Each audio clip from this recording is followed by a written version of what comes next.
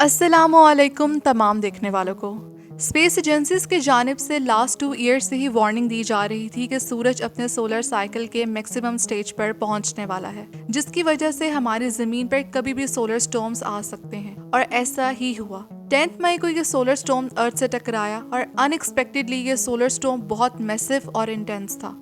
Usually solar storms के टकराने के बाद जो अरोरास बनते हैं वो नॉर्थ पोलर रीजन्स में ही नजर आते हैं, लेकिन इस बार सोलर स्टॉर्म इतना मैसिव था कि ये अरोरास नॉर्थ के साथ साउथ में यूएस स्टेट एलेबामा तक नजर आए। और बताया जा रहा है कि 2 डेकेड्स के बाद इतना स्ट्रॉन्ग सोलर स्टॉर्म अर्थ से टकराया है। लास्ट इस इंटेंसिटी का सोलर स्टॉर्म 2003 में अर्थ से टकराया था।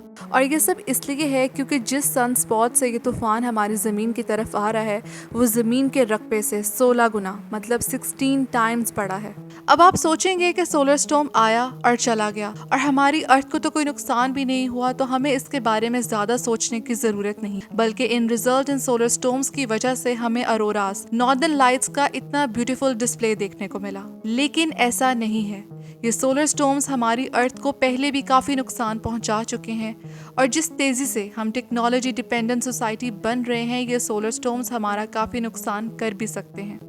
जैसे मैं आपको पहले भी बता चुकी हूँ कि सूरज अपने सोलर साइकिल के मैक्सिमम स्टेज पर है और अगर अर्थ टारगेट पे हुई तो ये सोलर स्टॉर्म हमसे दोबारा कभी भी टकरा सकते हैं। लेकिन अब आपके दिमाग में आएगा ये सोलर स्टॉर्म है क्या और अर्थ टारगेट पे ये सब क्या कॉन्सेप्ट है। इस सब को समझने के लिए हमें 93 मिलियन माइल्स का सफर करना पड़ेगा और सन की सरफेस पर जाना पड़ेगा ताकि हम इन solar storm, solar flare, coronal mass ejection, sunspots के बारे में जानें और पता लगाएं कि आखिर ये हमारी जमीन को कैसे नुकसान पहुंचा सकते हैं। सोलर स्टॉर्म्स की सेवरल टाइप्स हैं, जिनमें एक है सोलर फ्लेयर और एक है coronal mass ejection CMEs। Basically हमारा सूरज एक ह्यूज बॉल है इलेक्ट्रिकली चार्ज हॉट गैसेस का, और ये चार्ज गैसेस कॉन्स्टेंटली मूव करती हैं, एक पावरफुल मैग्नेटिक फील्ड पैदा करती हैं। सूरज की मैग्नेटिक फील्ड हर 11 साल या इससे ज़्यादा एक बार अपनी पोलैरिटी तब्दील करती है। मींस नॉर्थ और साउथ पोल्स पोजीशन स्विच करते हैं, जिसे 11 year cycle of the sun solar cycle कहा जाता है।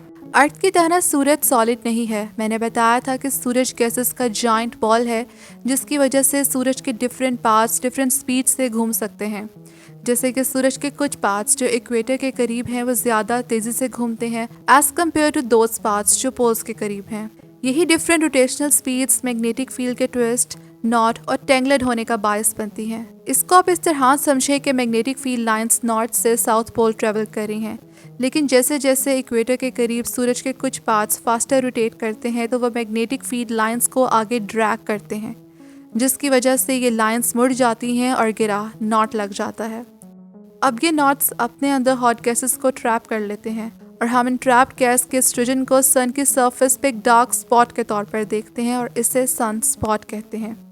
सोलर साइकिल के स्टार्टिंग में when the sun has the least sun spots, तो वो स्टेज सोलर मिनिमम कहलाती है। लेकिन वक्त गुजरने के साथ सोलर एक्टिविटी बढ़ती है और सन स्पॉट्स का नंबर भी इंक्रीज होता है, तो वो स्टेज सोलर मैक्सिमम कहलाती है।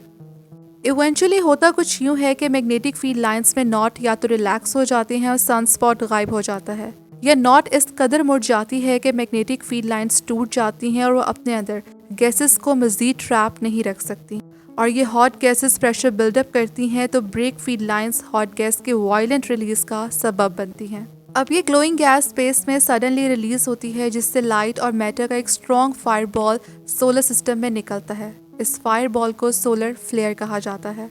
सोलर स्टॉर्म की एक और type coronal mass ejection CMEs, जो अगर अर्थ से हिट हो जाए तो एक शॉक वेव कॉज कर सकता है और पहले कर भी चुका है।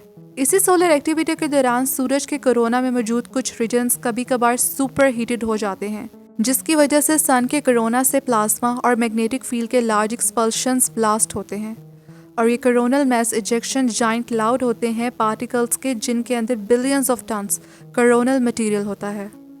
सोलर फ्लेयर को सिर्फ 8 मिनट लगते हैं अर्थ तक पहुंचने में और कोरोनल मास इजेक्शन को 1 से 5 दिन।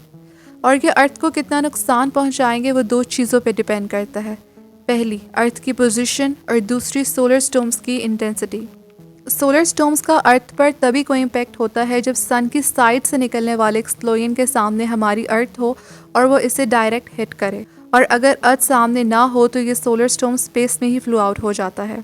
स्मॉलर या नॉर्मल सोलर स्टॉर्म के अर्थ को हिट करने से अर्थ पर कुछ खास इम्पैक्ट नहीं पड़ता, लेकिन फिर भी ये स्टॉर्म सैटेलाइट को डैमेज कर सकते हैं, रेडियो कम्युनिकेशंस को अफेक्ट कर सकते हैं और एस्ट्रोनॉट्स के लिए भी डेंजरस हैं और ज़मीन पे मौजूद इंसानों को कोई हार्म नहीं पहुंचाते और हमारी अर्थ की मैग्नेटिक फील्ड हमें इन स्टॉर्म्स से बचा लेती है। लेकिन प्रॉब्लम तब होती है जब सुपर सोलर स्टॉर्म्स आते हैं और अर्थ टारगेट पे होती है, मतलब ज़मीन और सूरज सेम ऑर्बिट में होते हैं और ये super solar storms directly hit करते हैं अर्थ को। और अगर कभी अर्थ टारगेट पे मौजूद हो और ये सोलर स्टॉर्म्स आ जाएं तो सबसे पहले हम सोलर फ्लेयर को डिटेक्ट करेंगे, क्योंकि सोलर फ्लेयर को सिर्फ 8 मिनट लगते हैं सन से अर्थ तक पहुंचने में। इसके बाद CMEs जो अपने साथ बिलियंस ऑफ टन्स के हॉट मैग्नेटिक प्लाज्मा को लेकर अर्थ की तरफ आएंगी और एक दिन से भी कम में ये अर्थ की मैग्नेटिक फील्ड से टकराएंगी और इनकी कुल्लयन की वजह से एक शॉक वेव कॉज होगा। इस कॉन्सेप्ट को समझने के लिए एक बेहतरीन मिसाल है 1859 में अर्थ पे आने वाला एक super solar storm, the largest geomagnetic storm, the Carrington event. जब सूरज से निकलने वाला कोरोनल मैस इजेक्शन सीधे अर्थ की तरफ बढ़ा और इस CMEs ने सन से अर्थ तक 150 मिलियन किलोमीटर की जर्नी सिर्फ 17 आवर्स में मुकम्मल कर ली, जबकि एक नॉर्मल सोलर स्टॉर्म को अर्थ तक पहुंचने में कुछ दिन लग जाते हैं। इस 1859 के कैरिंगटन इवेंट में सबसे पहले सोलर फ्लेयर को ऑब्जर्व किया गया और इसको ऑब्जर्व करने वाले रिचर्ड कैरिंगटन को समझ ही नहीं आया कि ये है क्या, क्योंकि उनकी टेलीस्कोप में इंटेंस लाइट फ्लैश हुई और इसके फ़ौरन बाद ही जियोमैग्नेटिक स्टॉर्म भी आ गया। और जैसे ही अर्थ से टकराया तो स्टार्टिंग में हर तरफ ब्यूटीफुल अरोरास दिखाई दिए, लेकिन ये अरोरास इतने ब्राइट थे कि US के रॉकी माउंटेन में मौजूद गोल्ड माइनर्स इसकी चमक की वजह से रात को सुबह समझकर उठ गए और काम शुरू कर दिया। रिपोर्ट्स में ये भी है कि ये अरोरास इतने ब्राइट थे कि लोग इसकी रोशनी में अखबार भी पढ़ते रहे। 1859 में इतनी मॉडर्न टेक्नोलॉजी नहीं थी, अभी तो चीज़ों पर रिसर्च हो रही थी और इन्वेंशंस हो रही थी, लेकिन जितनी भी टेक्नोलॉजी मौजूद थी इस सुपर सोलर स्टॉर्म ने इनको अच्छा खासा धचका लगाया। यूरोप और अमेरिका में टेलीग्राफ सिस्टम फेल हो गया, बास जगहों पे इनके ऑपरेटर्स को बिजली के झटके भी लगे। इसके बाद ये स्ट्रॉन्ग सोलर स्टॉर्म 1872 और 1921 में भी आया, जिसमें पूरी दुनिया में इनकी वजह से रेडियो डिस्ट्रप्शन रिपोर्ट हुई। और फिर 1989 में आने वाले जियोमैग्नेटिक स्टॉर्म की वजह से क्वेबेक, जो कि कनाडा की सिटी है, वहाँ मौजूद हाइड्रो इलेक्ट्रिसिटी ट्रांसमिशन सिस्टम 9 घंटे तक बंद रहा। 2012 में भी 1859 जैसा सुपर सोलर स्टॉर्म ऑब्जर्व किया गया, लेकिन लकीली हमारी अर्थ स्मॉल मार्जिन से बच गई और ये सुपर सोलर स्टॉर्म स्पेस में ही फ्लू आउट हो गया। और अगर ये अर्थ को हिट कर जाता तो इलेक्ट्रॉनिक सिस्टम्स को ग्लोबली सीरियस डैमेज फेस करना पड़ता।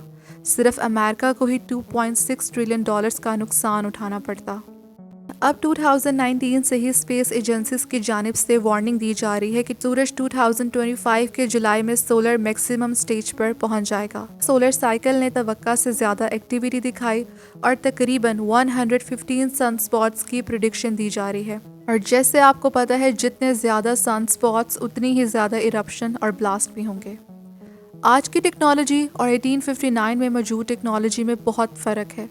आज हमारी ज़मीन लाखों किलोमीटर तारों से ढकी हुई है, जिसमें ट्रांसफार्मर की मदद से हर वक्त इलेक्ट्रिसिटी ट्रांसपोर्ट हो रही है।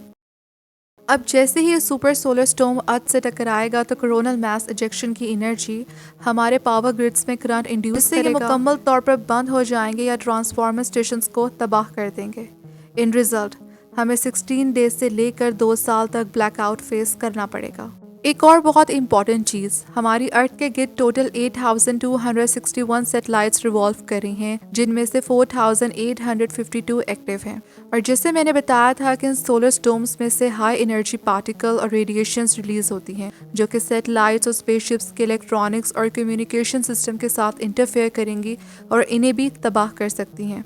चूँकि हम एक टेक्नोलॉजी डिपेंडेंट सोसाइटी हैं, तो इंटरनेट की बंदिश, GPS सिग्नल्स का ना होना, इलेक्ट्रिसिटी ना होने की वजह से no computer, no mobile, no navigation, may be ये सब चीज़ें हमें बुरी तरह अफेक्ट करें और हमें ऐसा महसूस हो कि हम स्टोन एज में आ गए हैं। लेकिन इस 21st सेंचुरी में जहाँ ये मॉडर्न और एडवांस टेक्नोलॉजी हमारे लिए मसले खड़े करेगी, वहीं इस एडवांस टेक्नोलॉजी से हम अपने आप को इन लार्ज सोलर स्टॉर्म्स के डैमेज से बहुत हद तक बचा सकते हैं। नासा ने 1999 में सन से आने वाले एनर्जी पार्टिकल्स को स्टडी करने के लिए ACE advance composition explorer satellites launch की, जो सोलर एक्टिविटी को ऑब्जर्व करती हैं। इन सोलर फ्लेयर से निकलने वाली रेडिएशन स्पीड ऑफ लाइट से सफ़र करती हैं और सिर्फ 8 मिनट में सूरज से ज़मीन तक पहुंच सकती हैं। इसी वजह से नासा ने आर्टिफिशियल टेक्नोलॉजी की मदद से डेगा डीप लर्निंग जियोमैग्नेटिक पर्टर्बेशन के नाम से एक मॉडल तैयार किया जो दुनिया भर में जियोमैग्नेटिक डिस्टर्बेंसेस के होने से 30 मिनट पहले क्विकली और एक्यूरेटली प्रिडिक्ट कर सकता है कि ज़मीन पर आने वाला सोलर स्टॉर्म कहाँ टकराएगा। और CME भी जो अर्थ से हिट होने वाली है वो इसे तकरीबन कुछ दिन पहले या कुछ घंटे पहले प्रिडिक्ट कर देगा।